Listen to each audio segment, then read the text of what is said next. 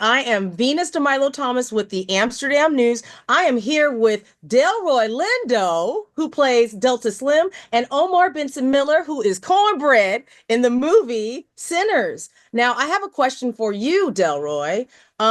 You've had such a remarkable career. How does this project fit into your journey? I want to believe it's part of a continuum of work that has impact on audiences. I want to believe it's part of a continuum of my taking on a diversity of roles that people that are not only good for me creatively, but people recognize that that's part of what I do as an actor. I heard that. All right. All right. Thank you very much, Omar. Now, love you in CSI Miami, by the way. Thank Huge you. fan. Wanted to know now, at the height of your character's evolution, you undergo some physical changes. Now, how much time did you Nice way of putting spend it. in the makeup chair? Because Lots. you More look than like a whole more other person. more I spent more time in the makeup chair on this film than I have in my 20 some odd year career. This on this particular film, it was about a 2 hour process each day.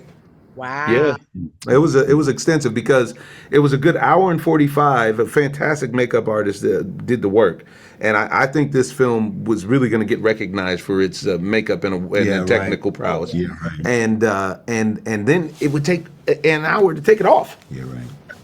Right. Okay, that part. Now, I got a question for both of you guys. What was the vibe like on this set? Because I mean, it's horror, Chill, but chill. okay, okay. The vibe was chill. It was so chill. It was so collegial. It was so familial, if that's a Familial. word. Familial. Yeah. It was so chill amongst not just the cast, but the crew. Yeah. And that vibe was established by Ryan Coogler. Yeah, Heard it was that. a team effort. It was a team effort Yeah. all And day long. what conversations do you hope that this film sparks? Oh, man. I hope the film sparks conversation because Okay. at this point there's a lot of like vapid content that's out there that people that's call right. content that isn't art. This is a real life moving piece of art.